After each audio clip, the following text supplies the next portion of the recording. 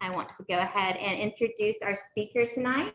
Misty Buchanan is joining us. Thank you so much for coming. She drove from Durham, and thank you for making the drive out here. Misty is the Deputy Director for the Natural Heritage Program in the Division of Land and Water Stewardship in the Department of Natural and Cultural Resources. And you've been with them since 2002, okay, and has served as State Botanist, Natural Area Inventory Management, and Program Director. So thank you so much for coming here and speaking to us today. And I'm going to go ahead and turn the program over to Misty. Thanks for inviting me out this evening. I'm going to share some information about the Natural Heritage Program. So when we are sitting in our downtown cities, it is like Greensboro or Durham, where I live, it's easy to forget that North Carolina is such a wonderful, diverse state when we're surrounded by concrete and buildings. And when we're sitting in traffic, and luckily I didn't see this afternoon when I was driving over, but it's hard to remember, you know, that North Carolina is such a beautiful, diverse state, and we are surrounded by so much biodiversity, even in our cities, all throughout our state. And before I get into the work of the Natural Heritage Program, I do just want to take a few minutes to just celebrate what a wonderful place North Carolina is. And I know we're all here because we do love North Carolina and the outdoors and all of the wonderful biodiversity that we have to offer. But just to kind of set the stage for why the work of the Heritage Program is so important, North Carolina does have so many superlatives when it comes to our biodiversity and our natural wonders. So we have some of the highest mountains east of the Mississippi River. We've got Mount Mitchell, of course, is our highest mountain, and our first state park at 6,686 feet elevation. But we have more than 50 peaks over 6,000 feet elevation. So we have a lot of high elevation here in North Carolina. We also have many, many species of salamanders and tree diversity all throughout our mountains and in Western North Carolina. And our mountains have more species of salamanders than any other place in the world. So we have more old growth forests in the mountains of North Carolina than in any other Southern Appalachian state. And our Great Smoky Mountains support more than 1,400 varieties of flowering plants and 100 species of trees. So we do have such great diversity, especially when we think about our trees and our forests. On the other end of the state, we have 322 miles of coastline, and we have the second longest coast on the Atlantic. And of course, we have the wonderful Venus flytrap, which grows in the wild only within 80 miles of Wilmington, North Carolina. And of course, both Charles Darwin called it one of the most wonderful plants on earth. And it was also described as a miracle of nature when specimens were sent to Linnaeus. And at the same time, we have all this wonderful ecosystems on each end of our state. The center of our state is really where our populations are. 7 of our 10 most populated counties of North Carolina occur here in the Piedmont, and about 2/3 of our population is concentrated around the 9 largest cities in the middle third of our state. And so I've got a list here of the 10 largest cities in North Carolina, and you can see they are very much concentrated in the center of our state. But even with all these people here, we are still discovering new species in North Carolina. And these are just a few of the species that have been discovered and described formally to science within the last 4 years. So let's see if I can make this work. Yes, over here, this is dune blue curls, which grows on the Outer Banks on our sand dunes. And it was described by Alan Weekly and one of his colleagues at UNC in 2018. And then we also have over here in the other corner, we have streamhead lobelia, which was described by Bruce Sorey, who is a former Natural Heritage Program botanist, and that was described in 2020. And then we have these 2 beautiful salamanders as well that were also recently described, the Hickory Nut Gorge green salamander, which is endemic to North Carolina, and the Cherokee black-bellied salamander, which is our most recent new discovery for North Carolina. And this one actually was given a scientific name in the Cherokee language for the specific epithet. And it does live in the Cherokee area. And of course, we have the Neuse River water dog, which is endemic to North Carolina, and it lives in our Neuse and Tar River drainages. And this is such an interesting species to me. It kind of looks like with the gills on the outside, it looks like it comes from another world to me. And it's really interesting to me that it occurs only in North Carolina. It's really up to the people of North Carolina to make sure that it persists into the future. And it was listed as threatened by the U.S. Fish and Wildlife Service in 2021 in recognition of the threats to its habitat, which would be, as I said, Tar and Neuse River drainages. So when we think about plant diversity in North Carolina, we do have, now I know you'll see a different number anytime you start talking about how many native species of plants we have. So we're going to say approximately 4,700 native species of plants. And on our rare list that are tracked by the Natural Heritage Program, we have 948 rare species of plants, including bryophytes and flowering plants. And that's about 20% of our species. So about 20% of our plant species in North Carolina are considered rare enough to track by the Natural Heritage Program. We have 31 endemic plant species, and we have 33 species that have fewer than 5 populations globally. So I feel like those are especially high concern for conservation. And those are the ones we really need to be focusing our attention on to make sure that we know where they are and that they're thriving. And many of those species are not federally listed. They're not officially protected. So it really is up to people who are interested to learn about them and make sure that we can protect them in whatever ways we can.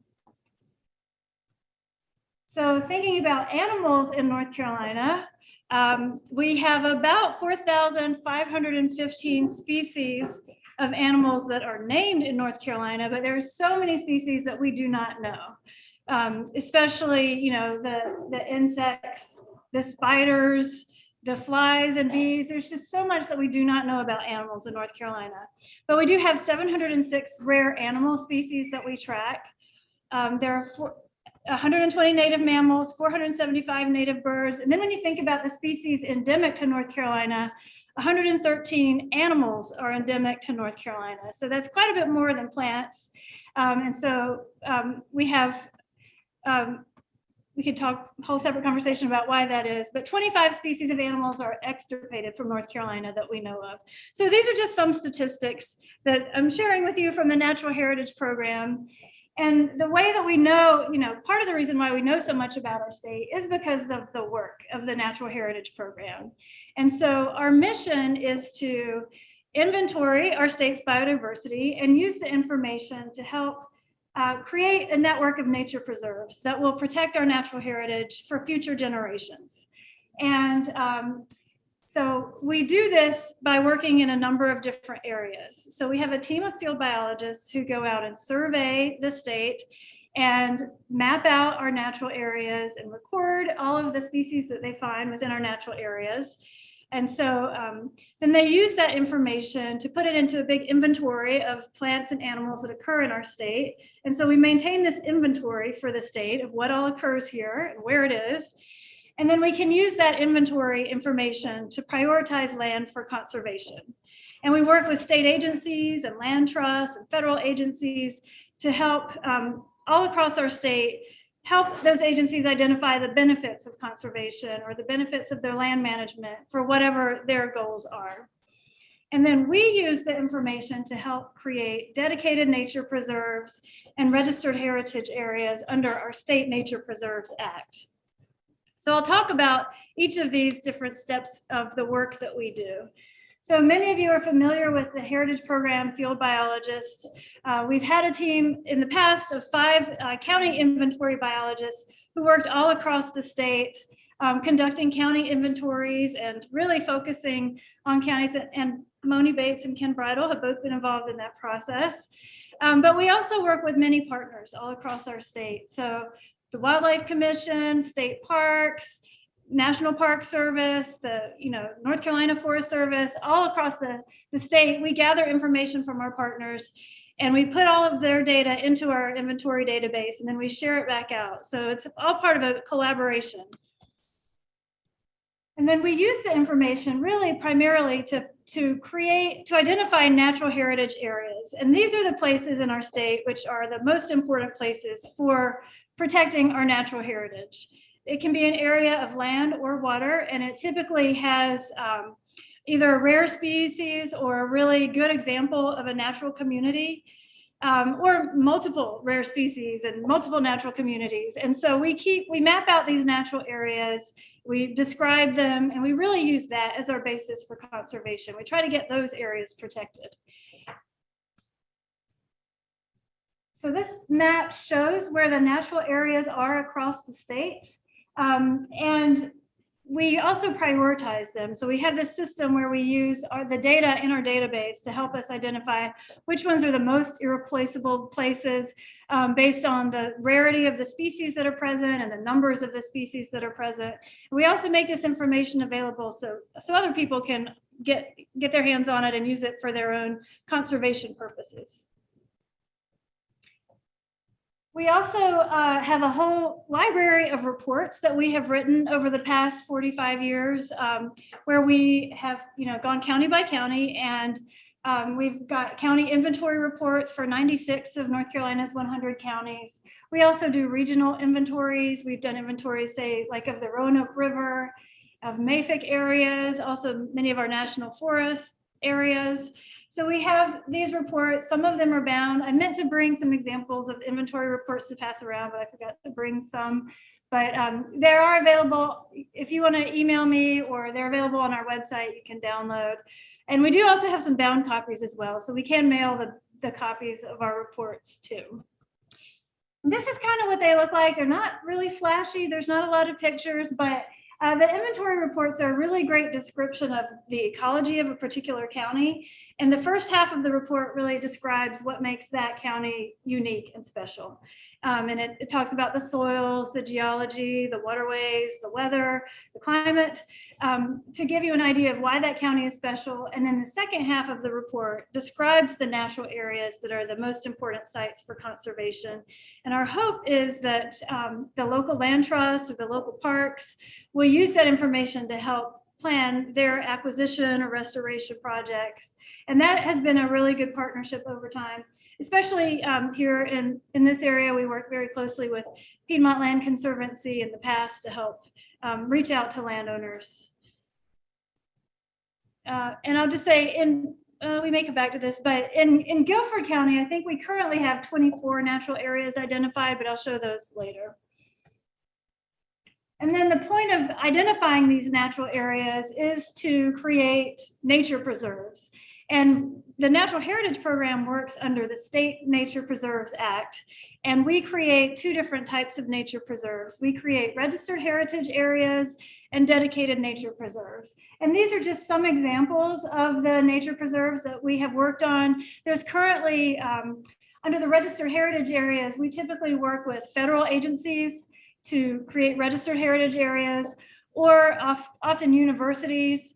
And we've got about 700,000 acres in North Carolina of registered heritage areas now, including places like Cape Hatteras National Seashore, Roan Mountain Massif, some of these places that are really spectacular examples of our natural heritage. And then we also create dedicated nature preserves. Those are permanently protected lands. Frequently, they're owned by another state agency, and they include many of our state parks and game lands and state forests, including once again, some of the places that are just really iconic places for North Carolina, like Grandfather Mountain or Jockey's Ridge State Park.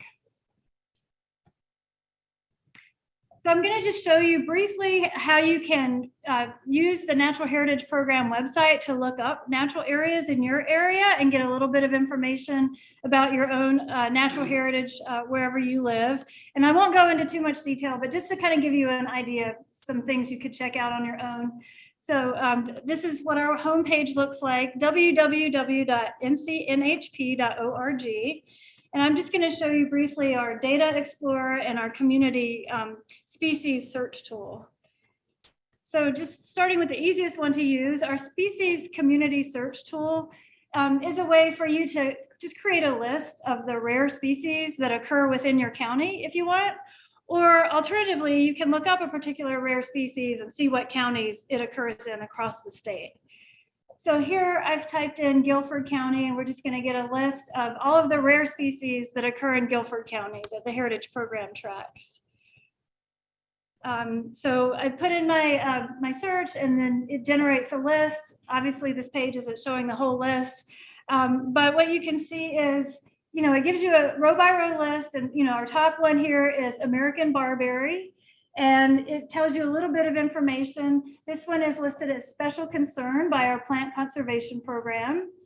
And it shows us that it does occur in Guilford County, but it's historical, meaning it has not been seen in recent years in the county. And then if you click on any of these rows, you'll be able to pull up a map that tells you more information about that particular species. So here I've clicked on Berberis canadensis, American barberry as an example. And now it's showing us a map of all of the counties in North Carolina where American barberry has been found. And it's showing Guilford in red because that is historical. And it's got a really interesting pattern here of current and historical records for this state. So, some people think of these historical records as a challenge, as you want to prove us wrong, and that's great. We love it when you prove us wrong. So definitely, if you do see any of these species when you're out and around, let us know so we can update our maps and update our inventory.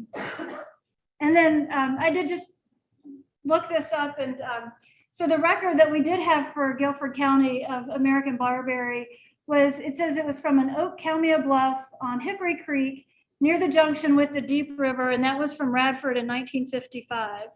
And then there's another specimen that was also collected. This one was near Richland Creek from 1954. And those were the last collections and the last observations that we know of from Guilford County.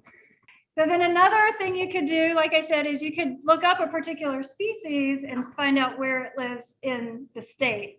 So one of the species that I noticed on that first list I generated was Cardamine dissecta. So now we can just kind of go down this rabbit hole and find out, okay, where does that live in North Carolina?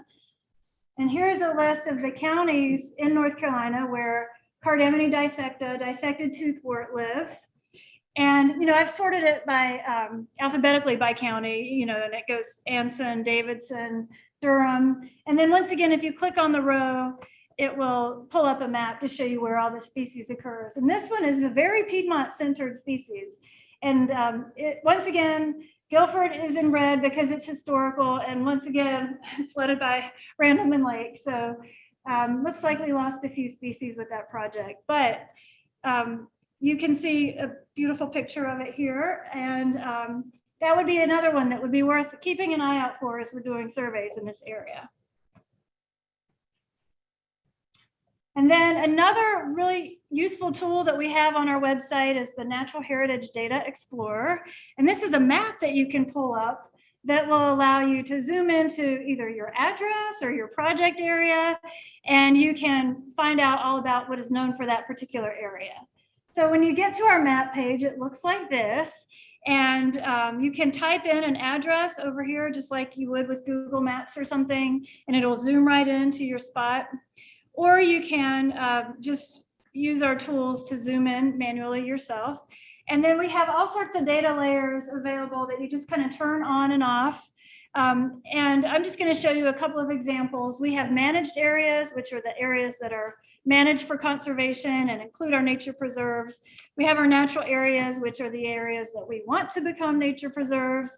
And then we have all sorts of planning layers, hydrology, water bodies. You can zoom in and turn on the aerial photos. So it's really simple and easy to use. It also has the parcel data, so you can see who the landowners are from the tax office. And so just here's one example. This is Randleman Lake managed area that I've just zoomed into here. And you can see it's highlighted in blue, and if you can pull up a little bit of information about how many acres it is and who owns it. Now, our managed areas are not necessarily open to the public. They're just places that do have conservation as one of their goals. So I'm not saying that you should go visit these without making sure they're open to the public first, but it's just good information to have. And then here's an example of what our natural areas look like. And this is, I think, the closest natural area to where we are right now here at the library. Morris Creek, Reedy Fork Slopes, and floodplain is what this one is here. So talking about natural heritage sites in North Carolina, like I said, really useful to have all this data at our fingertips in the Natural Heritage Program, because then we can ask all sorts of questions like which sites have the most rare species in the state.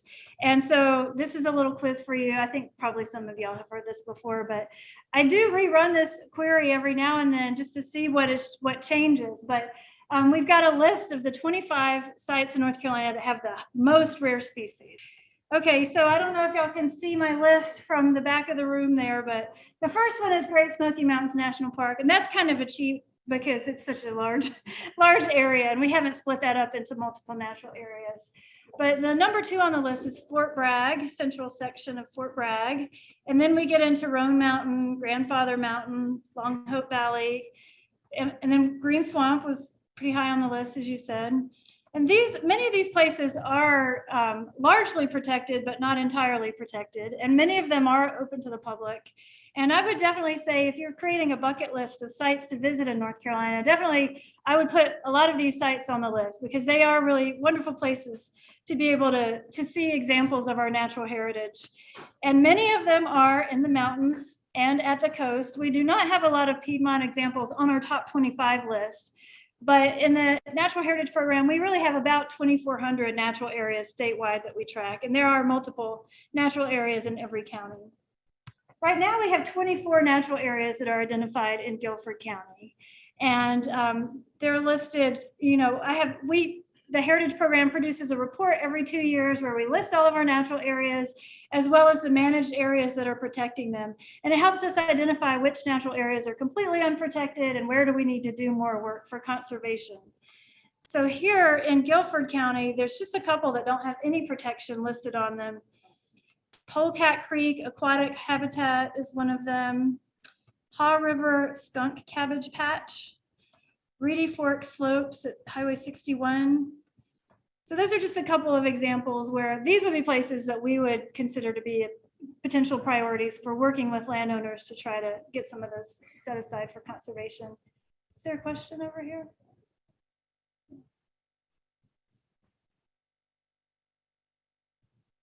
And I think the one that's also pretty close to where we are right now is Lake Higgins Forest. And this one is owned by the city of Greensboro.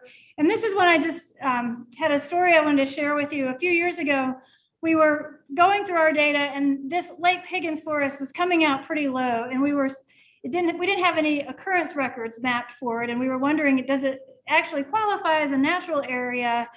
And our staff were kind of thinking, well, we have so many natural areas on our list. Do we want to drop some of these that don't actually have enough data? And we said, well, let's go out and survey a few and just see what we can find and if they still qualify or not.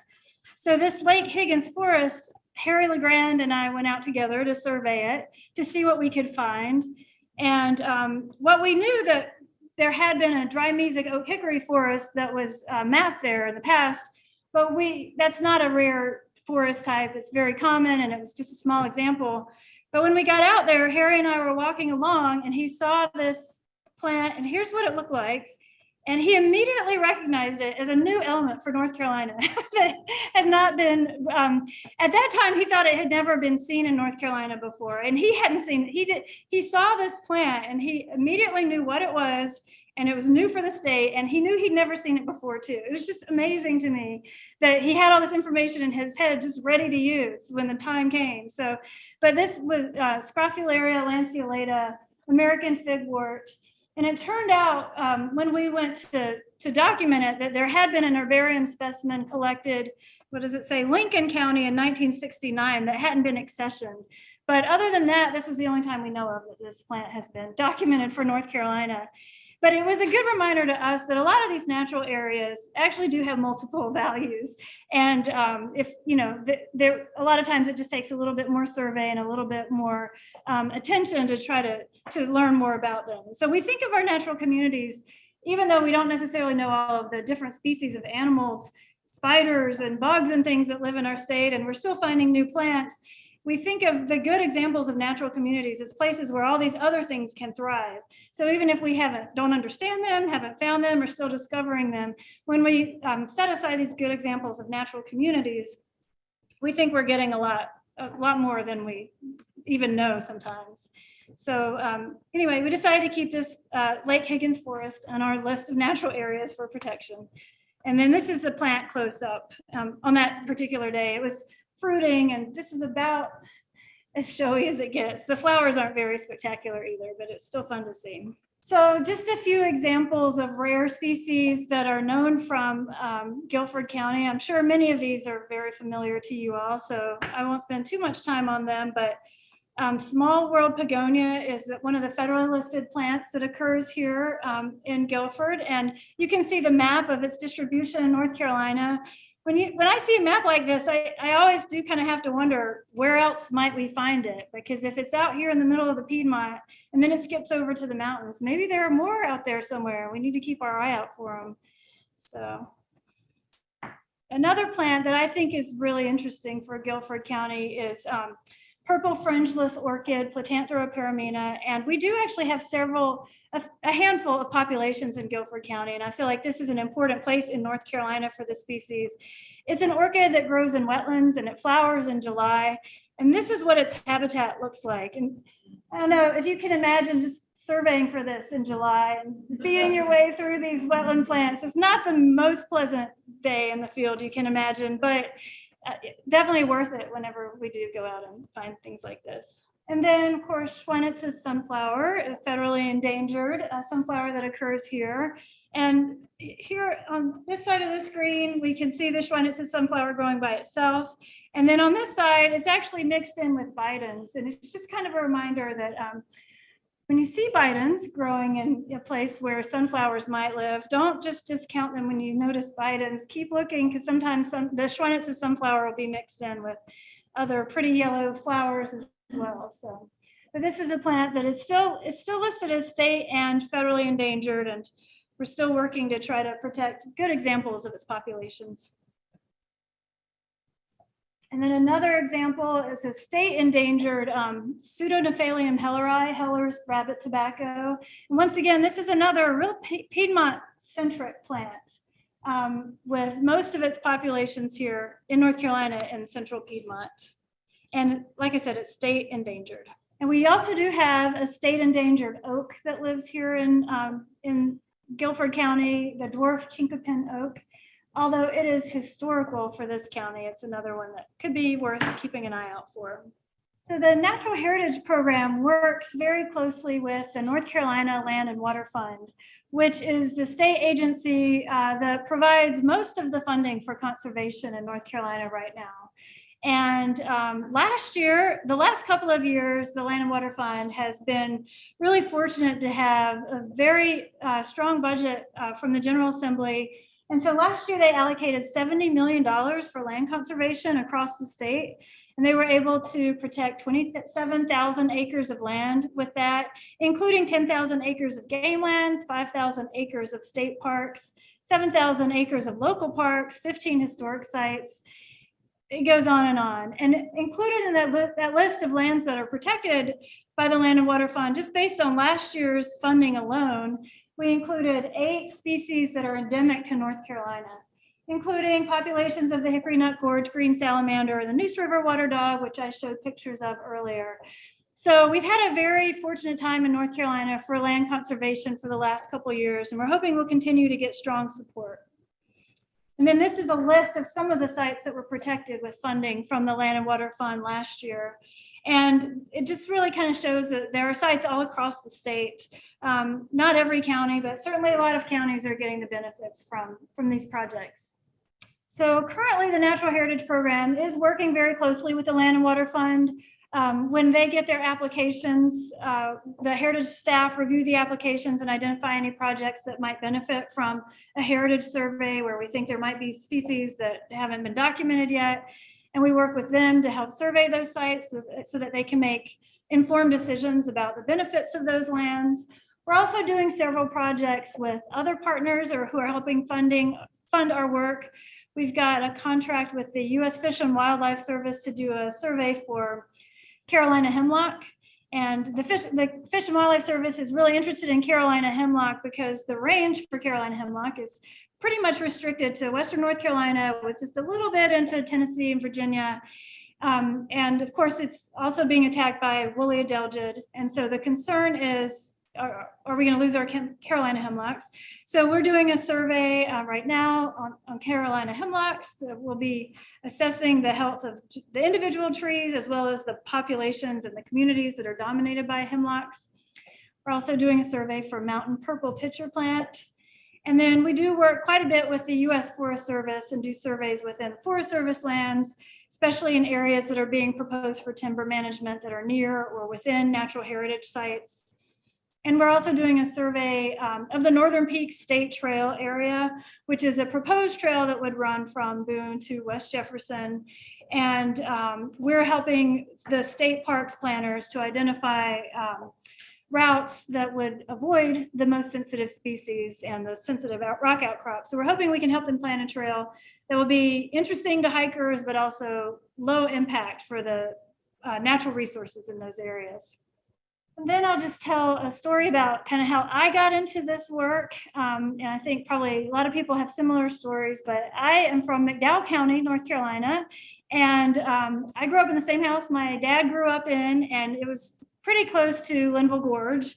And we could see Short Off Mountain from all around. Short Off Mountain is kind of the end of Linville Gorge, where the gorge kind of hits the Piedmont right up above Lake James. And you can see it from all around. It's this beautiful cliff that is just a landmark, a natural landmark that everybody in that area recognizes. So I always thought of Short Off as just kind of being part of my natural heritage, even though I didn't really have those words at the time. And I took a botany class in high school. We went to Linville Gorge. The first time I ever saw snow was in Linville Gorge, like spent a lot of time there. So, but I found out when I got to NC State and when I was working on my master's degree, that was where I learned about this lovely plant that grows at Linville Gorge up on top of Short Off Mountain called mountain golden heather. And this is a plant that is completely endemic to Burke County, North Carolina. That's the only place where it grows. And there are a few populations sort of like right around the top of Short Off Mountain and around the rim of the gorge. And that's it. And I just could not believe that nobody ever told me about this plant until I went to graduate school. And so I really felt like you shouldn't have to go to Raleigh to learn about the plants that are in your own backyard. And so I've always kind of made that my mission. I immediately was like, I want to tell people about this and also what else is out there. And so I've been very fortunate to work for the Natural Heritage Program where I get to learn what's out there and tell people about it. So it's really been a great place for me. But we do still have so much work to do in North Carolina. This is a picture of my nephew. It's taken a while back, but I did get a call several years ago now from a fifth grader who was working on a school project. And he said he wanted to know how many species of animals live in North Carolina. That was his project. It was a very simple question. And so I told him I'd have to call him back. I needed to consult with the zoologist in our program. And so what we figured out was really nobody knows how many animals live in North Carolina. That was what he told me immediately. We have some ideas about how many different species of vertebrates, mammals and birds, but we're still discovering new species, and there's so many animals that have yet to be identified and described for our state. So there's so much more work for us to continue to do for North Carolina. And at the same time, our population is growing and growing. In the Natural Heritage Program, our program was created 45 years ago. And in that time, our population in North Carolina has almost exactly doubled. And so more and more people are moving to the state. We're having children. All these people are taking up more land, and they're competing for those natural areas with those plants and animals that are using that space. So the work that we're doing here continues to be more and more important. And so I just really want to thank you all for inviting me here to tell you about the work of the Natural Heritage Program, and also for all that you are doing to help learn about our natural area and share the information with each other. So thank you.